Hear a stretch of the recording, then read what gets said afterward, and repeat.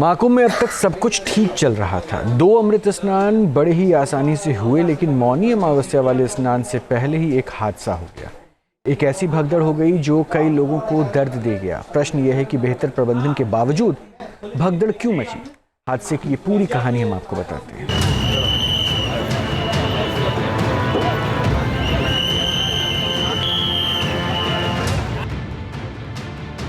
उधर भीड़ बढ़ती ही जा रही थी। इसी बीच कुछ लोग बैरिकेडिंग कूदकर संगम तट की तरफ जाने लगे। तभी कुछ ऐसा हुआ जो बाद में हादसे में तब्दील हो गया। हुआ ये कि संगम तट जाने की अफरा तफरी के बीच कुछ लोगों के पैर बैरिकेडिंग के पास सो रहे लोगों से टकरा गए, जिससे वो नीचे गिर पड़े। उधर भीड़ के बढ़ते दबाव से बैरिकेड का एक हिस्सा गिर गया और पीछे से आती हुई भीड़ में शामिल लोग एक के ऊपर एक गिरने लगे। स्थिति बेकाबू हो गई, भगदड़ मच गई, चीख पुकार मच गया। जो लोग सोए थे वो उठ नहीं पाए, जो गिरे वो संभल नहीं पाए और लोग एक दूसरे को रौंदते हुए आगे निकल गए।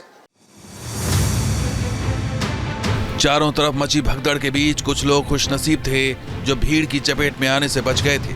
कुछ लोग अपनों को ढूंढ रहे थे, लेकिन इस खौफनाक मंजर का किस्सा हर किसी के पास था। अचानक हो गया क्या, वो तो भगदड़ हो गया वहाँ ना। वो संगम द्वार से अंदर जब हम लोग गए, प्रवेश द्वार से अंदर गए हैं, उसके बाद उधर से एक बैग जो है लोग चल दिए स्नान करके, और उसी में जो है कि उधर से अब ठेलते हुए आ रहे हैं पीछे, वो कोई रेस्क्यू नहीं कर रहा है। कैसे शुरू हुआ ये? शुरू कैसे शुरू हुआ? दोनों ओर से इतनी भीड़ हो गई कि किसी के बस में नहीं थी भीड़ के काबू करने का। ये महिला भी काफी बदहवास दिखी। भीड़ के चंगुल से ये अपने आप को बचाने में कामयाब रही, लेकिन जो मंजर इन्होंने देखा वो उनके लिए कभी न भूलने वाला दर्द बन गया। कितने बजे की बात है घटना? अरे हमने के खुद 12 बजे के बाद 12 से पहले ही भइल है। टाइम ना देखने। 13 लोग चले थे। हाँ, अभी 4 आदमी निमन लोग होता। हालांकि प्रशासन ने तुरंत मोर्चा संभाल लिया और राहत और बचाव का काम शुरू कर दिया। मौके पर धड़ाधड़ कई एम्बुलेंस पहुंच गई और सभी घायलों को कुंभ क्षेत्र के सेक्टर 2 में बने अस्पताल में भर्ती कराया गया। ये भीड़ में हम फंस गए, लोग धक्का मारने लगे, हम नीचे गिर गए, बहुत लोग नीचे गिर गए, बहुत सारा भीड़ कंट्रोल नहीं हुआ। ऐसा हम एक बन एक ऐसा गिरते रही, इतना ही। कितने लोग रहे? हम बहुत सारे 2 बस लेके आए हैं और हम एक ग्रुप करके आए थे 9 लोग। धक्का मुक्का चला सर। घटना की जानकारी मिलते ही मुख्यमंत्री योगी आदित्यनाथ एक्शन में आ गए।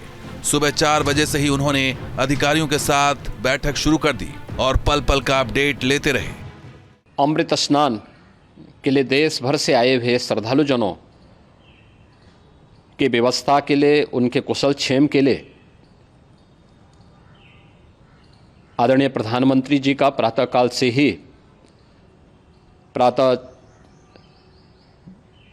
से ही उनके लगभग 4 बार प्रधानमंत्री जी ने हालचाल लिया है।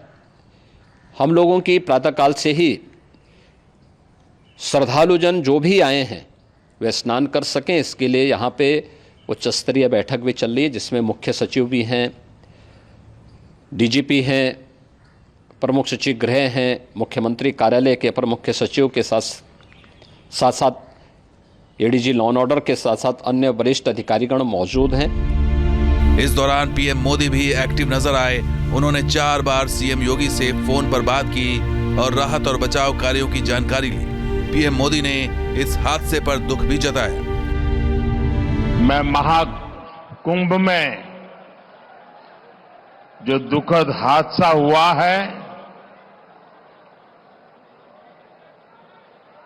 उस हादसे में हमें कुछ पुण्यात्माओं को खोना पड़ा है, कई लोगों को चोटें भी आई हैं। मैं प्रभावित परिवारों के प्रति संवेदना व्यक्त करता हूं और घायलों के जल्द स्वस्थ होने की कामना करता हूं। मैं यूपी सरकार के साथ निरंतर संपर्क में हूं। इस हादसे ने हर किसी को झकझोर दिया। लोगों से अपील की गई कि जो जहां है वहीं स्नान कर ले। वहीं अखाड़ों के साधु संत इतने आहत हुए कि उन्होंने अमृत स्नान को स्थगित कर दिया, फिर बाद में स्नान के लिए राजी हुए। अखाड़ों ने सुबह स्वयं ही हमें प्रस्ताव दिया था कि चूंकि भीड़ अप्रत्याशित आई है, बहुत ज़्यादा भीड़ आ गई है, तो कि आप अपने भीड़ प्रबंधन पर ध्यान दें और अमृत स्नान में हम स्वेच्छा से थोड़ा सा विलंब अमृत स्नान कर लेंगे। तो ये एक अभूतपूर्व सहयोग हमें अखाड़ों से मिला है कि उन्होंने अपने स्तर से ही इनिशिएटिव लेके और अमृत स्नान को थोड़ा सा डिले किया और उन्होंने पूरी प्रशासनिक व्यवस्था, पूरी पुलिस व्यवस्था का भरपूर सहयोग किया। हालांकि बाद में अखाड़ा परिषद ने स्नान का फैसला किया ताकि अमृत स्नान की परंपरा न टूट पाए। अखाड़ों के जुलूस तो निकले, लेकिन उनमें वो भव्यता नहीं थी जो अमृत स्नान के दौरान दिखती है। भारतीय संस्कृति का सर्वश्रेष्ठ पर्व है। स्नान से अच्छी अनुभूति हुई है, बहुत अच्छी अनुभूति। अब चलिए लौटते हैं उस सवाल पर, आखिर इतने इंतजाम के बावजूद ये दुखद हादसा हुआ भी कैसे? इसमें किसकी लापरवाही थी या फिर कोई अफवाह जिसने भीड़ को बेकाबू कर दिया? अगर भीड़ बेकाबू भी हुई तो कैसे? भीड़ के इसी मनोविज्ञान को समझने के लिए हमने साइकोलॉजिस्ट से संपर्क साधा, इस सवाल के साथ ही कि आखिर भीड़ का मनोविज्ञान क्या होता है? एक छोटी सी अफवाह कैसे हादसे में बदल जाती है? भीड़ के बीच अफवाहें किस तरह काम करती हैं? बेहतर प्रबंधन के बावजूद भीड़ बेकाबू क्यों हो जाती है? भीड़ एक मुंह से दूसरे मुंह, दूसरे मुंह से तीसरे मुंह, इसमें बहुत तेजी से उसकी मैग्नीट्यूड बढ़ती है और लोग किसी विध्वंस या कुछ अनहोनी की आशंका से पैनिक हो जाते हैं। तार्किक शक्ति विलुप्त हो जाती है, जिसमें कि गलतियां हो जाना, कुचल देना, नियमों की का पालन ना करना। तो इसमें मैं कहूंगा कि भीड़ का खुद का कोई वजूद ना होने से एक दूसरे के ऊपर बहुत ज्यादा आश्रित होते हैं। अब भले ही वो बातें उनका सहयोगी पॉजिटिव या फैक्ट चेक करके किया है या फैक्ट चेक किए बिना किया है, पर वो उसमें यकीन करते हैं क्योंकि वो भीड़ का हिस्सा है, क्योंकि वो उनके माइंडसेट और इनपुट का हिस्सा है। और एक आदमी दूसरे से, दूसरे आदमी तीसरे से, तीसरे आदमी चौथे से, ये अफवाहें उतना ज्यादा गुना बढ़ती है। इसमें कोई दो राय नहीं कि प्रशासन ने भीड़ प्रबंधन के लिए तगड़े इंतजाम किए थे। इसके बावजूद कहीं न कहीं चूक जरूर हुई, तभी तो यह हादसा हुआ। मनोवैज्ञानिकों के मुताबिक भीड़ का लक्ष्य तो सबका एक था, उनमें सुरक्षा व्यवस्था के पालन का भाव भी था। लेकिन जैसे ही कोई अफवाह फैली होगी, उनके स्नान करने के लक्ष्य और सुरक्षा व्यवस्था के पालन के भाव पर अफवाह हावी होती चली गई होगी। ऐसे में भगदड़ मची होगी और वो भगदड़ हादसे में तब्दील हो गई होगी। भीड़ प्रबंधन किया जा सकता है और अभी उत्तर प्रदेश सरकार काफी प्रयास भी कर रही है। हर तरह से हम लोग देखें, घुड़सवार पुलिस से लेके सारी चाक चौबंद है, प्रशासन इत्यादि। लेकिन भीड़ प्रबंधन से ही ये नहीं रुकता है, क्योंकि भीड़ उन्मादी होती है, उनकी ऊर्जा उनके संगठन में होती है, उनकी समूह के साइज में होती है। तो एक हद तक तो भीड़ प्रबंधन से इसको किया जा सकता है, जैसे कि व्हाट्सएप पे या माइक के थ्रू अनाउंस करते रहना कि अफवाहों से बचें, हर चीजों को क्रॉस चेक करें, विध्वंसक लोगों और व्हाट्सएप सोशल मीडिया मैसेजेस से बचें, तस्दीक करें। लेकिन एक हद के बाद भीड़ निरंकुश हो जाती है।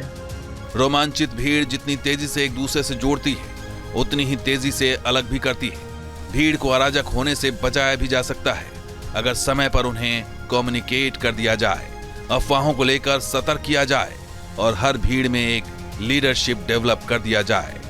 प्रयागराज से अविनाश सिंह, मानवेंद्र प्रताप सिंह और विकास चंद्र के साथ team news nation. News nation अब व्हाट्सएप पर खबरों की ताजा अपडेट के लिए न्यूज नेशन के इस QR कोड को स्कैन करें।